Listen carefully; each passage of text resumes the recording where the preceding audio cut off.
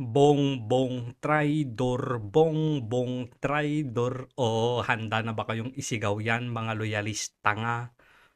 Nilaglag nyo si Bongbong Marcos. Kayo mismo ang nagbansag sa kanya na loyalista nga. Ipapaliwanag ko yan kung bakit. Handa na ba kayo? O kunin nyo na yung mga diaper ninyo. Sipsipin nyo na yung tae sa diapers ninyo. Hindi pa man sila tapos sa pag-iyak patungkol dito sa paglabas ng desisyon ng Supreme Court patungkol nga dito sa hinain ng House of Representatives patungkol dito sa impeachment ni Vice President Sara Duterte, ay eto na naman at iyak na naman sila. Mauubos ang luha nyo sa kaiiyak ninyong mga loyalista nga kayo. Bakit, Gosep? Para mabuo natin yung kwento, i-play natin to. Pinalutang ni Senate President Vicente Soto III ang posibilidad na ideklara bilang persona non grata ang Chinese diplomat na nagsasalita laban sa mga opisyal ng pamahalaan, maging mga senador na kumukondena sa mga hakbang ng China sa West Philippine Sea.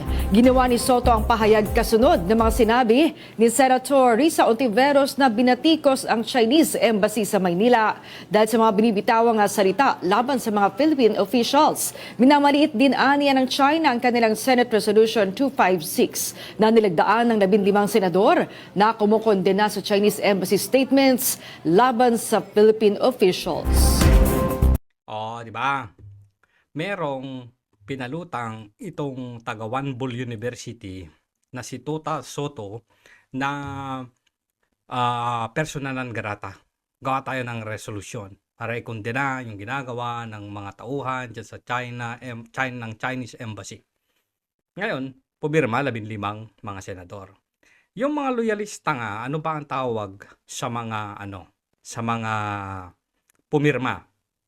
'Di ba? Sinasabi nila, sila yung mga totoong nagmamahal at may malasakit sa bayan. Itong si Erwin Tulfo, nag-privilege speech pa, nagsisisigaw, pinapalayas, ano ba sabi niya? Get the fuck out pa yung sinabi niya. Tabang-tabangan. Sumisigaw-sigaw doon sa plenaryo, hindi na nahiya. Maging itong si Risa Hontiveros, parang bata. Parang bata din na nagsusumbong, nag-iiyak. Ang babastos nila. 'Di ba?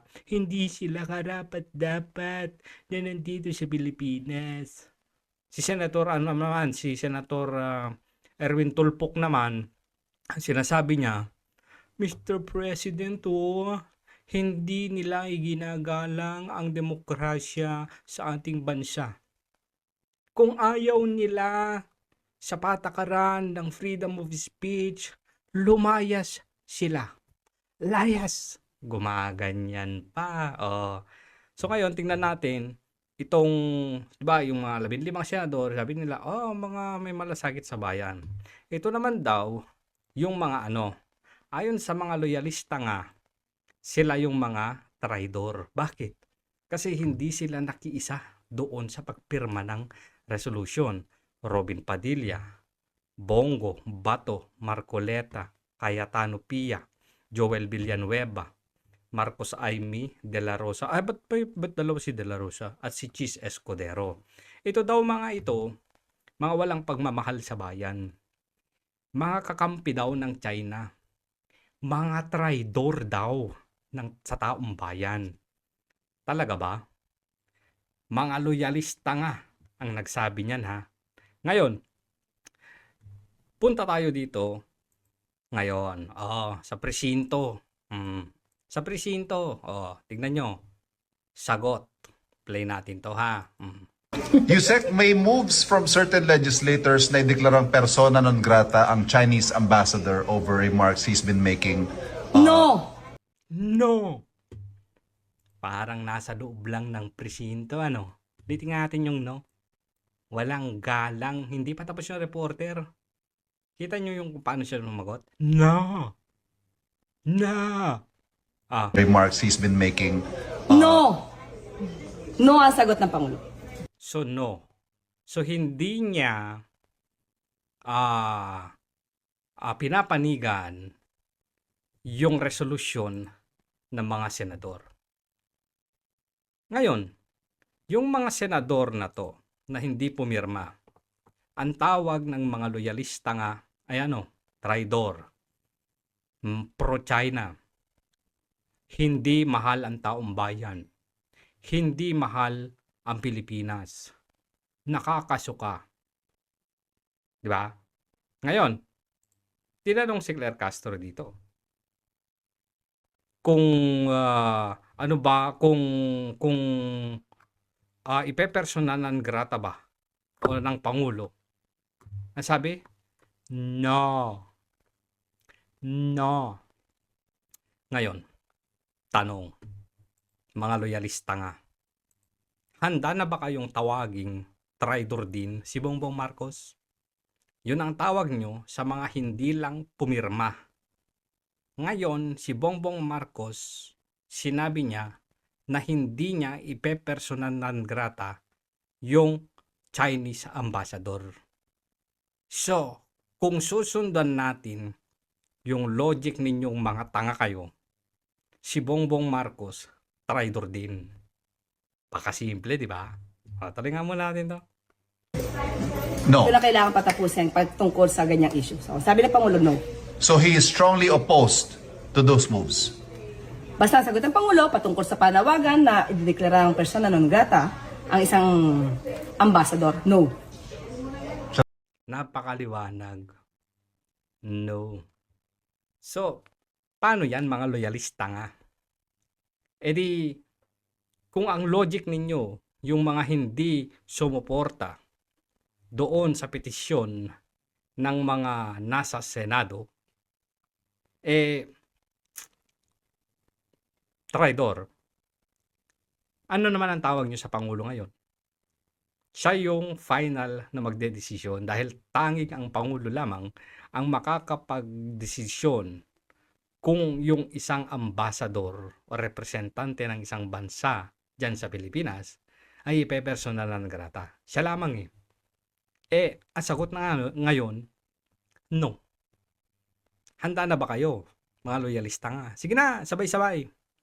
Bongbong traidor. Bongbong traidor. Hindi lamang yan. Kumbaga, tama pala yung ginawa ng mga senador na ito. Tama pala na hindi sila nakiisa doon. Ano bang ibig sabihin niyang gossip? So pumanig si Bongbong Marcos sa mga dutae. Inilaglag yung mga senador na napakaingay. Di ba? Ganun lang kasimple yun. So tama pala itong mga tinatawag ng mga loyalistang mga traidor. Dahil mismo yung amo nilang si Bongbong Marcos sinabi na at nagdesisyon na tungkol sa persona non grata na pinuputok ng butsi ng mga 15 senador at ng mga loyalista nga na persona non grata na nga ang mga tao dyan sa Chinese Embassy dyan sa Manila. Paano to? Traidor ngayon si Bongbong Marcos, no? Di ba? O, sige na, sabay-sabay sigaw. Kain bak, kain bak. Bongbong Marcos traidor. O, di ba? Ang simple ng logic ninyo. Sige nga, ngayon kayo mag-ingay. Sabihin ninyo, yung mga vloggers ni Bongbong Marcos na nagsabing mga traidor tong mga to. Yung nakasombrero, baka pagsalita ng traidor.